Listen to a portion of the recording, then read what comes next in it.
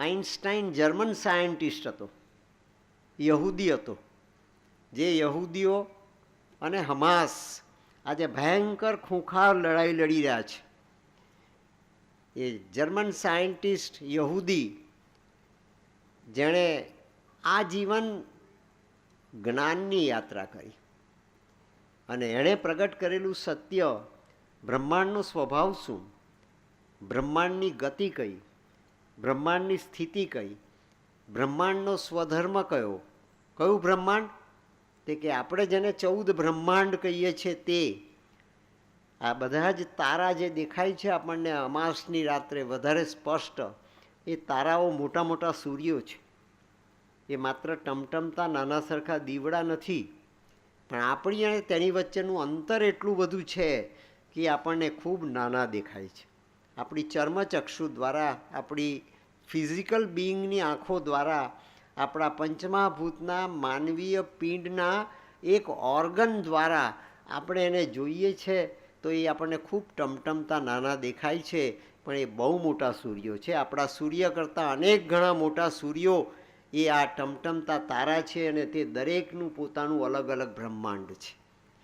જેમ આપણા પૃથ્વીનો સૂર્ય આપણે ત્યાં રોજ ઉગે છે અને રોજ આથમે છે, એ આપણને અનુભવાય છે. સૂર્ય ઉગતો પણ નથી ને સૂર્ય આથમતો પણ નથી. ગેલિલિયોએ સાબિત કર્યું 17મી સદીમાં કે સૂર્ય ઉગતો નથી ને સૂર્ય આથમતો નથી, પૃથ્વી ફરે છે. અને ફરતી પૃથ્વીને કારણે અડધી પૃથ્વી પર સૂર્યનો પ્રકાશ ઝીલાય છે, એ ત્યાં દિવસ થાય છે, અને અડધી પૃથ્વી પર સૂર્યનો પ્રકાશ ઝીલાતો નથી, ત્યાં રાત પેદા થાય છે. જ્યાં રાત છે ત્યાં દિવસ નથી, દિવસ છે ત્યાં રાત નથી, જ્યાં પ્રકાશ છે ત્યાં અંધકાર નથી, અંધકાર છે ત્યાં પ્રકાશ નથી. એ દ્વૈત પેદા થાય છે. હવે સમય એવો આવ્યો, અસતોમાં સદગમય એ યાત્રા ઇવોલ્યુશનમાં આપણે વિટાવી દીધી, અને વિતાવી દીધી તો આપણે અનેક જન્મો થયા. જે જન્મોમાં આપણે માનવ પણ અનેક જન્મોમાં થયા, પશુઓ પણ અનેક જન્મોમાં થયા, કીટક ભ્રમર પણ અનેક જન્મોમાં થયા. એ જન્મોમાં વિતાવતા વિતાવતા વિતાવતા આપણું એ આત્મતત્વ, જેને ભગવાન કૃષ્ણએ 5000 વર્ષ પહેલાં ગીતાજીમાં એમ કહ્યું, મમય વાંસો જીવ લોકે જીવ ભૂતો સનાતન. આ જીવભૂત છે, પંચમહાભૂતનું આ બોડી, પંચમહાભૂતનો આ દેહ, તેમાં એક છઠ્ઠું મહાભૂત છે. અને મહાભૂત એટલે મહાપદાર્થ. ભૂત એટલે ગોષ્ઠ નહીં, ભૂત એટલે પિશાચ નહીં. કોઈ વડના ઝાડ પર, પીપળાના ઝાડ પર, કોઈ બંધિયાર બંગલાની અંદર ખડખડાટ થાય, ધડાકા થાય અને આપણે કહીએ કે આ કોઈ પ્રેત છે, કોઈ ભૂત છે, કોઈ પિશાચ છે, કોઈ ડાકણ છે, એ ભૂત નહીં. એ યોની પણ છે જેના જીવાત્મા હાય હાય હાય કરતાં અપમૃત્યુને પામે, જેના જીવાત્મા મામકા મારા મારા મારા કરતાં એ ભગવાનનું સ્મરણ કરવાને બદલે પોતાનાની સ્મરણ કરતા, અને આસક્તિમાં ને આસક્તિમાં, કોઈને આહારની આસક્તિ હોય, કોઈને નિંદ્રાની આસક્તિ હોય કુંભકર્ણની જેમ, કોઈને ભયની આસક્તિ હોય, મારું કાલે શું થશે, મારું કાલે શું થશે, મારું કાલે શું થશે. મેં કરેલું ભેગું કરેલું પાપનું ગોડાઉન એ મારું કોઈ જાણી જશે, કોઈ માણી જશે, કોઈ ઝૂંટવી જશે કે કેમ, અને હું તો મરી જઈશ.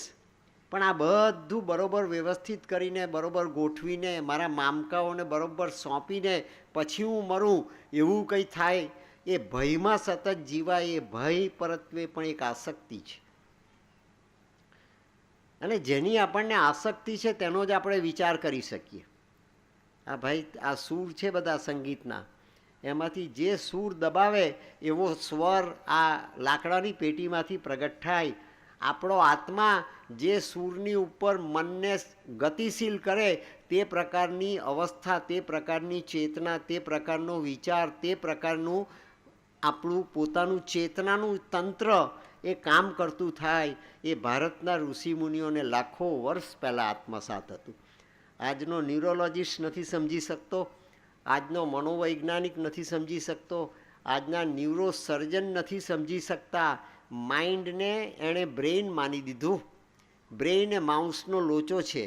જેમ આંગળીની અંદર મસલ્સ છે, હાડકાં છે, પગની અંદર મસલ્સ છે ને હાડકાં છે, શરીરમાં મસલ્સ, હાડકાં, નસ અને લોહી છે, તેમ બ્રેઇનના માંસના ટુકડાની અંદર પણ મસલ્સ, લોહી અને સેન્સિટિવિટીને માટેના જ્ઞાનતંતુ છે. એ માઇન્ડ નથી. જે મસલ્સ છે, બ્રેઇન છે, તે માઇન્ડ નથી. માઇન્ડ એ ચેતનાનું સ્તર છે.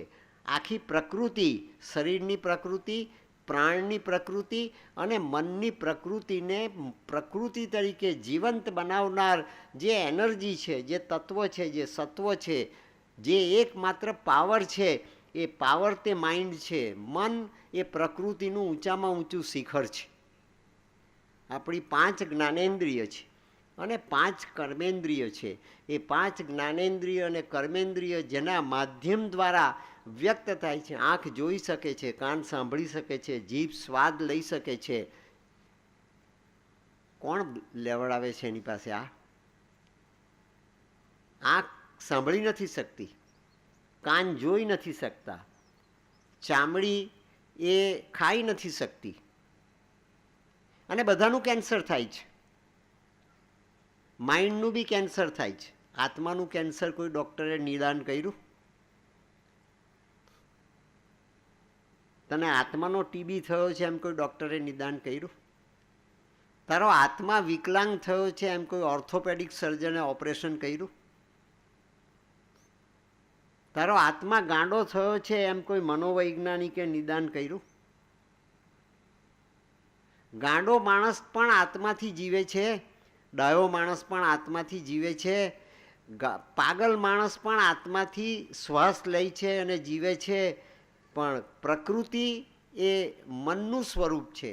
પ્રકૃતિ એનું શિખર તે મન છે, અને મન એ આત્માના પ્રકાશથી જાગૃત થાય છે. જેમ આપણે વિચાર કરીએ ને આપણો હાથ ઊંચો થાય, આપણે વિચાર કરીને પગથિયા નીચે ઉતરીએ, આપણે વિચાર કરીને 2 ડગલા આપણે માંડીએ, આપણને ગતિ મળે. પણ એ ગતિ ક્યાંથી આવી? તે કે આપણી આત્માની શક્તિમાંથી આવી. આત્મા મનને મન બનાવે છે, આત્મા કાનને કાન બનાવે છે, આત્મા આંખને આંખ બનાવે છે, આત્મા પગને પગ બનાવે છે, અને આત્મા આપણા ફેફસાની અંદર શ્વાસનો સંચાર કરીને લોહીના કણના અને લોહીના પ્રવાહ દ્વારા એ હૃદયને ધબકતું રાખે છે. અને પ્રકૃતિનું આખું ને આખું સંચાલન આપણને જેટલા સમયને માટે પરમાત્માએ આપેલું છે, એ સમય તે આપણું આયુષ્ય બની જાય છે. ધર્મ એ વાંઝ્યો નથી મિત્રો, વાંઝ્યો નથી. એ ઊંચી કક્ષાનું આત્મવિજ્ઞાન છે. અને માટે ભગવાન કૃષ્ણએ ગીતામાં કહ્યું, નહીં જ્ઞાનેન સદૃશમ પવિત્રમિહ વિદ્યતે. જ્ઞાન જેવું બીજું જગતમાં પવિત્ર કંઈ નથી. અર્જુન, તું સ્વીકાર કે પવિત્ર જ્ઞાન તે મારું સ્વરૂપ છે. હું કોણ છું એનું દર્શન શ્રીમદ ભગવદ્ ગીતામાં કુરુક્ષેત્રના મેદાનની ઉપર ભગવાન શ્રી કૃષ્ણે 18 અધ્યાય 700 શ્લોક ગાઈને પ્રગટ કર્યું. એ 700 શ્લોકનો ગાનાર, જેને શ્રી અરવિંદે જગતની મહાન ઘટના કહી, મેં આપને કહ્યું છે, આપ યાદ રાખજો. 4 જગતની મહાન ઘટના છે, એમાંની એક ઘટના છે colloquial on the battlefield of Kurukshetra. Colloquial Greek ભાષાનો શબ્દ છે.